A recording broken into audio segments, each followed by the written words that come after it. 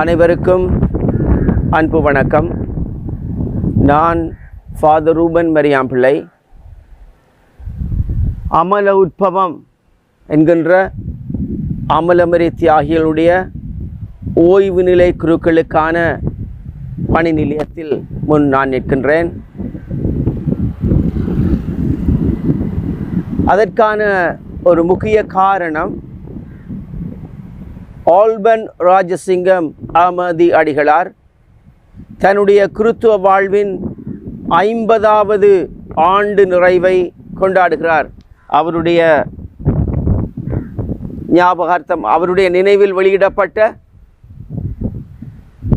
அந்த சஞ்சிகை இதுவாகும். நாங்கள் இப்போது ஆல்பன் ராஜசிங்கம் அஹமதி அடிகளாரை சந்தித்து அவரோடு சிறிது நேரம் உரையாடுவோம். வாருங்கள்.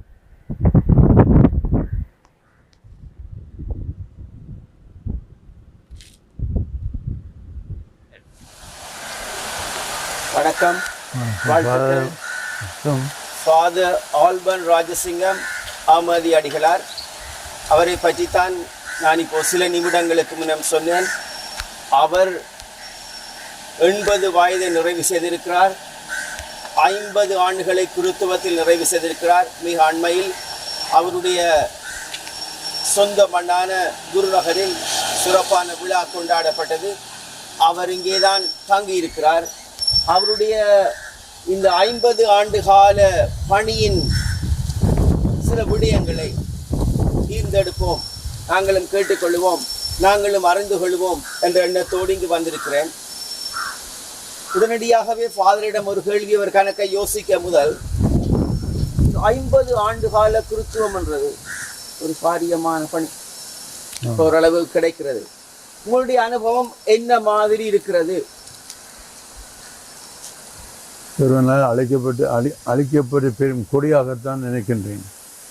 அதையொட்டி நான் மகிழ்ச்சி அடைகிறேன், பெருமிதம் கொள்கின்றேன். இத்தனை ஆண்டுகளாக இறைவன் என்னை பாதுகாத்து பராமரித்து இந்த விழாவை கொண்டாடும் இந்த அளவுக்கு என்னை வைத்திருந்தமைக்கு அவருக்கு தொடர்ந்து நன்றி கூறுகின்றேன், கடமைப்பட்டிருக்கின்றேன்.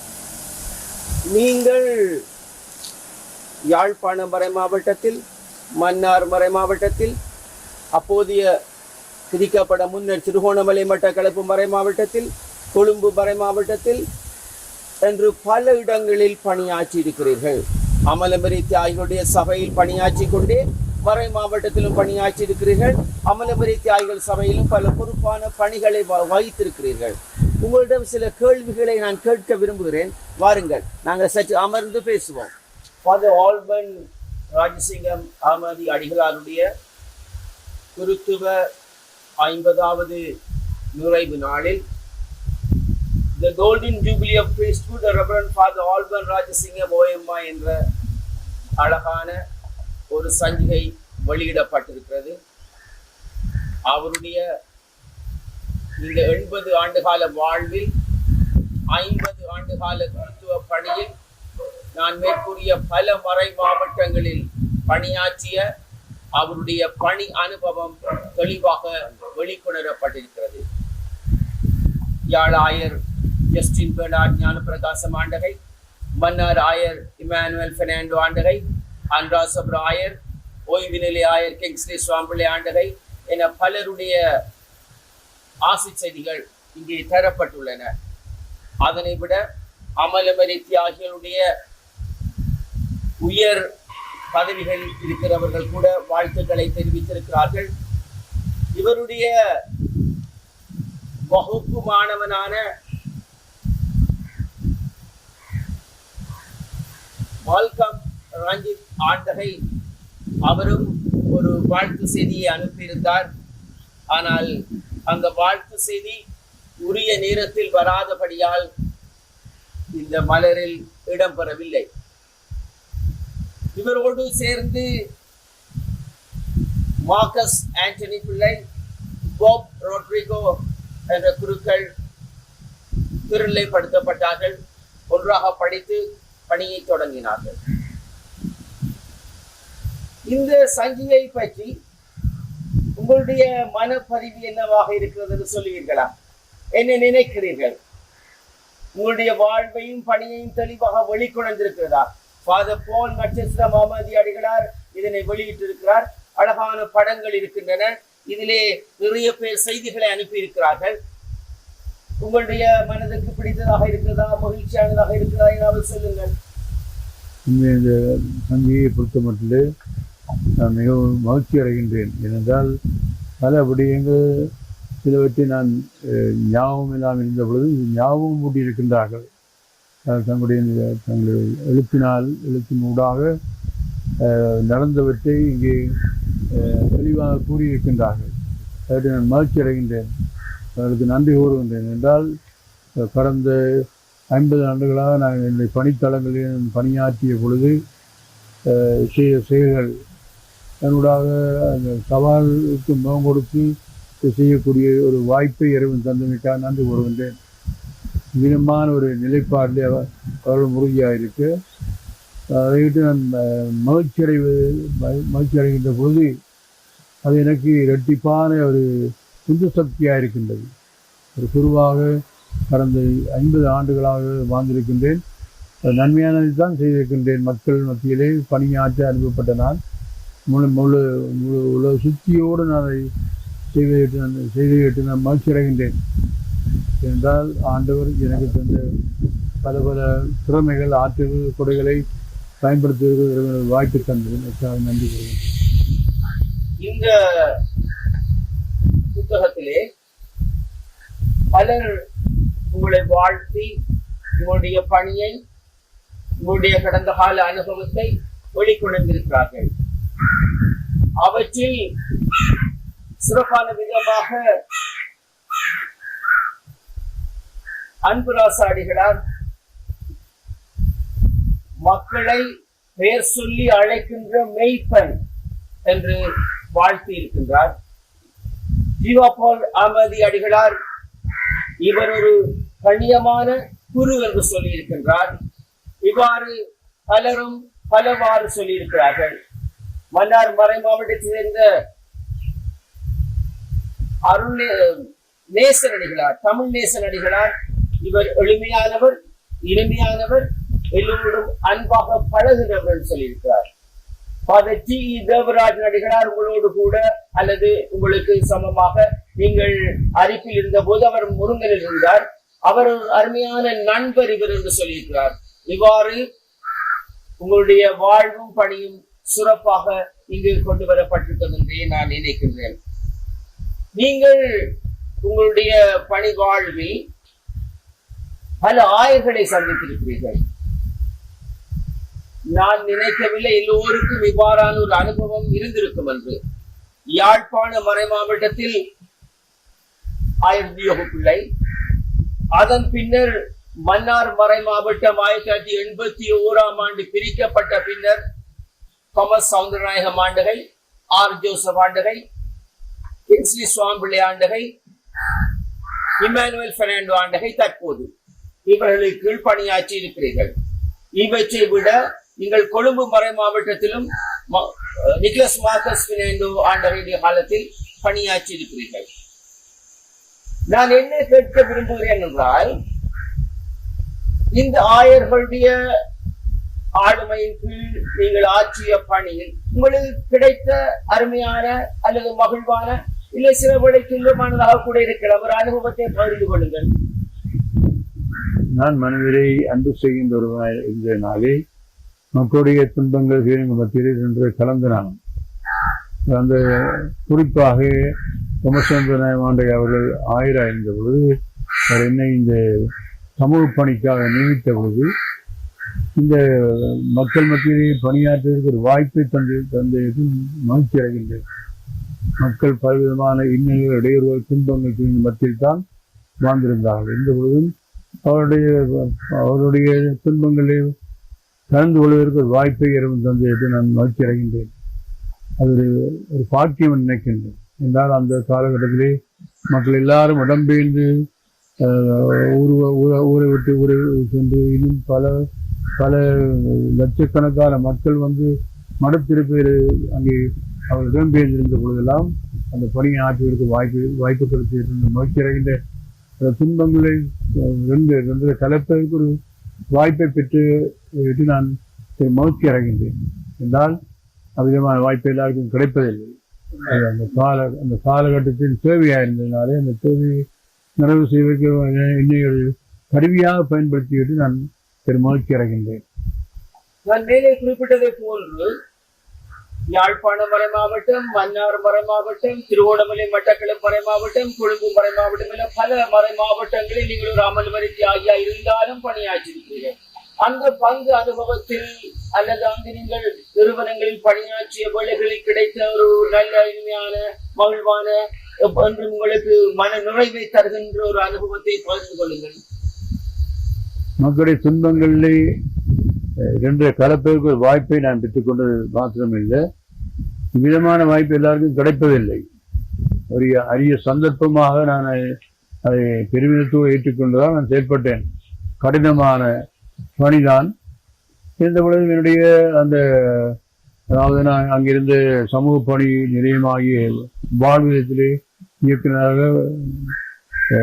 ஏறத்தாழ 10 ஆண்டுகளுக்கு மேலாக நான் பணிபுரிந்தேன். அந்த அவிதமான சந்தர்ப்பம் இவருக்கும் கிடைத்ததில்லை. இன்னும் அதை நல்ல நல்ல மனதோடு நான் ஏற்றிருந்தேன். ஏன் என்னை ஆயர் தெரிந்தார் என்று செய்யவில்லை, ஆனால் அதன் நம்பிக்கையின் ஊடாகத்தான் என்னை தெரிந்திருந்தால் நான் நினைக்கின்றேன். அதாவது இந்த காலகட்டத்தில் செய்யக்கூடிய ஒரு ஆள் இவர்தான் என்றால் தேர்ந்தெடுத்திருந்தார். ஏன்னா நான் முறை மாவட்ட குரு அல்ல. இந்த பொழுதிலும் எனக்கு முன்பதாக தேவராஜா சுவாமி இருந்தார். அவர் நாட்டை விட்டு சென்றபடியினாலே ஒருவரும் இல்லை என்று உடனடியாக கேட்கவும் இல்லை. ஆனால் என்னை பிரியனு சொன்னார், உங்களை இதற்கு வாழ்வதற்கு நியமிக்கின்றேன் என்று சொல்லியிருந்தார். அப்போது நான் உண்மையாக நான் யோசித்தான், ஏன் என்னோட ஒரு வார்த்தையும் பறையாமலே அவர் கேட்கின்றார் என்று. ஆனால் உண்மையாக நான் நன்றியுடைய அதாவது என்ன நம்பிக்கையோடாகத்தான் என்னை அதை செய்து கொண்டார் தான் நான் நினைக்கின்றேன். அது செய்வதற்கு ஒரு நல்ல ஒரு சந்தர்ப்பம் கிடைத்தது.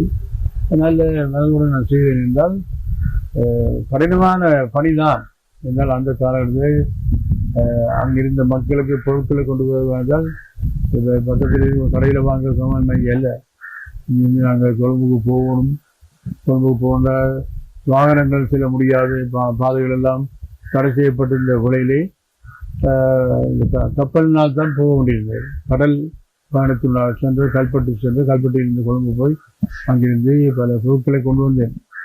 ஆனால் அது ஒரு மகிழ்ச்சியாக இருந்திருந்தால் மக்களுடைய தேவையின் போது பணியாற்றுவதற்கு ஒரு வாய்ப்பை இறைவன் தந்திருக்கிறார். மகிழ்ச்சி அடைந்தேன்.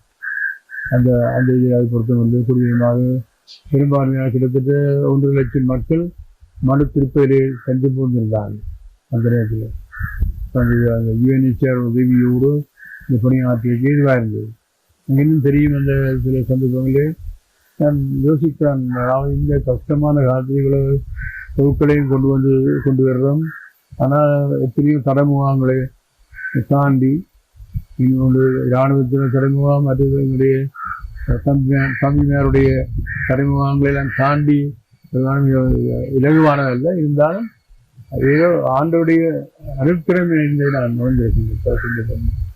ஒரு இடத்திலும் அவர்கள் தடை செய்து ஒரு இடத்துல மாத்திரம் வருகின்ற பொழுது நான் மௌனியாக வரும்பொழுது அவங்க கிறிஸ்துவரும் வந்திருந்தார்கள். அந்த ஒருகளில் சபையை சென்றவர்களும் உறுதுணையாக இருந்தவர்கள் அந்த பணியாற்றி தீர்வாக இருந்தார்கள். அவருடைய துணியோடு வரும்போது ஒரு சந்தர்ப்பம் சம்பவம் நடந்திருந்தால் அங்கே நான் மருந்து பொருட்களை கொண்டு வந்த பொழுது அங்கே மருந்துக்கு அவங்க பேட்டரியை வச்சுக்கிட்டாங்க. பெட்டிக்கு மருந்து பேட்டரியை வச்சுக்கிட்டாங்க. வச்சு முடிஞ்சா அந்த பேட்டரி வைக்கல என்னன்னு சொல்லி வச்சுக்கிறது ஒரு மாதிரி ஏதோ ஆண்டவர் துணைதான். அதாவது மக்களுக்கு இவ்வளோ சாமானை கொண்டு வரும் பொழுது விதமான தடைந்த பொழுது அது ஏதோ நல்ல நல்லதோடு நான் ஏற்றுக்கொண்டேன் என்றால் இதுதான் எங்களுடைய மக்கள் இதை விட கேவலமான நிலையில் தான் மக்களுக்கு தின்றார்கள். அவருடைய விதமாக கொண்டு அடைய வேண்டும் என்ற ஒரு ஆதங்கத்தோடு அவரோடு அது பணியாற்றி வாய்ப்பாக இருந்தது. எனக்கு மகிழ்ச்சியாக இருந்தது. அந்த மகிழ்ச்சி நிறைவுதான் இந்த 50 ஆண்டும் அனுபவித்து கொண்டா இருக்குது. எல்லா நேரம் எங்களுக்கு மகிழ்ச்சியான நேரம் ஒன்று இல்லை. ஆனால் பலவிதமான துன்பங்கள் மத்தியிலும் மகிழ்ச்சி தந்திருக்கின்றார். அதாவது திருப்தியாக இருந்தது, நிறைய திருப்தியாக தான் இருந்தது. அதற்கு நான் பெருமைப்படுவேன். நல்ல ஒரு விடயத்தை சொன்னீர்கள். உங்களுடைய 80வது வயதில் 50வது கிறிஸ்துவ ஆண்டு நிறைவில் என்னோடு கடவுளை போது இருந்தார், இறைவன் என்னை வழிகாட்டினார், எனக்கு துணை நின்றார், நான் கடவுளுக்கு நன்றி சொல்வேன் பல தடவை சொல்லி இருக்கிறீர்கள். அது ஒரு சிறப்பான அனுபவம். ஆல்பன் ராஜசிங்க மாமதி அடிகளாருடைய 50வது குருத்துவ பெருவிழா நிகழ்வில் அவரை நாங்கள் நேர்காணல் செய்து கொண்டிருக்கிறோம். கடவுளின் மனிதம் என்கின்ற யூடியூப் இணையதளத்திற்காக மரிதாஸ் நியூட்டன் செய்தியாளர் அவர்கள் இந்த நிகழ்வை ஒளிப்பதிவு செய்கிறார். இது வெளிவருகின்ற போது இவருடைய இந்த 50 ஆண்டு கால பணியையும் அவருடைய அனுபவத்தையும் அவருடைய அறிவையும் அவர் அமைச்சின் வழியாக இந்த 4-5 மறை மாவட்டங்களில் கொடுத்த பங்களிப்பையும் உணரக்கூடியதாக இருக்கும். அவரோடு கூட எங்களுக்கு முதன்மையாளாக நின்று துணை புரிந்த ராமணன் அவர்களுக்கும் என்னுடைய அன்பான நன்றிகள். அவர் எங்களுடைய பிஷப் சௌந்தர மீடியா சென்டரின் பாரதியார் பல்கலைக்கழகத்தில் BA பட்டதாரி படிப்பை நுழைவு செய்திருக்கிறார். அவருக்கும் வாழ்த்துக்களை தெரிவிக்கிறோம். இந்த வேளையில் ஃபாதர் ஆல்பன் ராஜசிங்கம் அடிகளாருக்கும் எங்களுடைய இந்த கடவுளின் மனிதம் என்கின்ற இணையதள யூடியூப் தளம் மூலமாக நன்றிகளை தெரிவித்துக் கொள்கிறோம். இறுதியாக இன்று காலம் மாறிவிட்டது. நீங்கள் குருவான காலம் 1974 ஆண்டு. இன்று காலம் மாறிவிட்டது, ஊடகங்கள் மாறிவிட்டன, இணையதளங்கள் வந்துவிட்டன, வசதிகள் வந்துவிட்டன, வாய்ப்புகள் வந்துவிட்டன. இன்றைய குருக்கள் பலர் குருக்களாக பணியாற்றுகிறார்கள். அவர்களுக்கும் வசதிகள் வாய்ப்புகள் உண்டு. உங்களுடைய அனுபவத்தில் இந்த குருக்களுக்கு, இன்றைய இந்த இளம் குருக்களுக்கு அவர்கள் அமலமலை தியாகிகள் சபையை சார்ந்திருந்தால் என்ன, எந்த சபையை சார்ந்திருந்தால் என்ன, யாழ் மறை மாவட்டத்தில் அல்லது வேறு மறை மாவட்டங்களில் பணியாற்றினால் என்ன, நீங்கள் சொல்லக்கூடிய உங்களுடைய அனுபவ மொழி என்ன?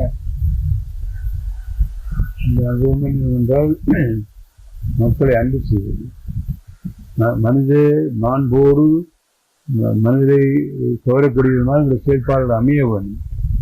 இன்றைய காலத்தில் நாங்கள் பல சந்தர்ப்பங்கள் புறகூறுவதில்ல, மாறாக அந்த மனித மாண்பு மனித நேயம் இந்த சந்தர்ப்பங்களில் குறைந்து போவது பார்க்கின்றோம். இன்றைய குருக்களில் அவருடைய தேவைகளை உணர்ந்து செயல்படக்கூடிய நல்ல பண்பு, அந்த நல்ல மனம் இதானாலே சில அவருடைய பணி வாழ்விலே சில தடங்களை ஏற்படுவது பார்க்கின்றோம். அந்த ரீதியிலே உண்மையாக அந்த என்னுடைய அனுபவ ரீதியாக பார்க்கின்ற பொழுது எங்களுடைய மக்கள் ஏழ்மையானவர்கள், கஷ்டங்கள் மத்தியிலும் அவர்கள் வாழக்கூடியதை அவர்கள் கற்றுக்கொண்டிருக்கிறார்கள். அதுபோல நாங்களும் அவ்விதமான கஷ்டப்பட்ட மக்கள் மத்தியிலே பணியாற்றுவதற்கு எப்பொழுதும் ஆயத்தமாக வேண்டும். சிறந்த உள்ளத்தூர் நாங்கள் அந்த நற்செய்தியின் மதிப்புரைகளை நாங்கள் மக்களை விட்டு செல்கின்ற கருவிகளாக திறந்தவர்கள்தான் தங்களுடைய நேரத்திற்கும் இந்த நேர்காணலுக்கும் தங்களுடைய அனுபவ பகிர்விற்கும் நன்றி தெரிவிக்கின்றோம். கடவுளின் மனிதம் என்கின்ற இந்த யூடியூப் இணையதளம் மேலும் வளரும் என்று நாங்கள் நம்புகிறோம். அதற்கு இன்னும் பலருடைய நேர்காணல்களையும் அனுபவ பதிவுகளையும் நாங்கள் தர இருக்கிறோம். செய்தியாளர் மரிதாஸ் நியூட்டன், செய்தியாளர் ராமணன் ஆகிய இவர்களுக்கும் நன்றியை தெரிவித்து விடைபெறுகிறோம். நன்றி, வணக்கம். நன்றி பாபு, நன்றி.